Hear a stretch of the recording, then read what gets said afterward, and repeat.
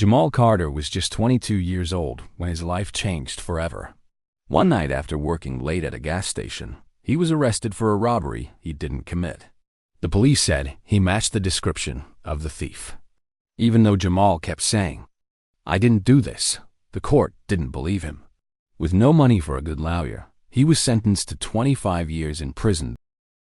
At first, Jamal was angry and hopeless. He spent months staring at the walls of his small cell, thinking about how unfair life had been to him. Then one day, another prisoner gave him some advice that changed everything. "You can sit here being mad, or you can use this time to make yourself better." That's when Jamal decided to fight back the only way he could with his mind. He started reading books from the prison library every day. At first, it was hard because he hadn't studied much in school. But he kept at it, looking up words he didn't know and asking other prisoners to explain difficult ideas. After 2 years of studying, Jamal discovered something shocking in an old law book. The police had broken rules during his arrest. They hadn't followed the proper steps when they identified him as the robber. This gave Jamal hope that maybe, just maybe, he could prove his innocence. For the next 8 years, Jamal studied law like it was his full-time job. He wrote letters to law schools asking for help. He read every legal book in the prison. He even helped other prisoners with their cases to practice what he was learning. The guards made fun of him, calling him Lawyer Jamal, but he didn't care.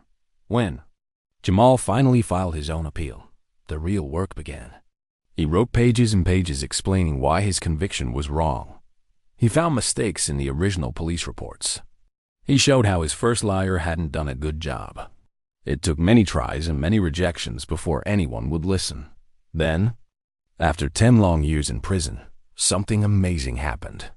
A group of law students from a university read Jamal's case and decided to help him. Together, they found new evidence that proved Jamal couldn't have committed the robbery. The court had to admit they were wrong.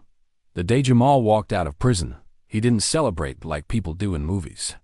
He just stood quietly outside the gates, feeling the sun on his face for the first time in a decade.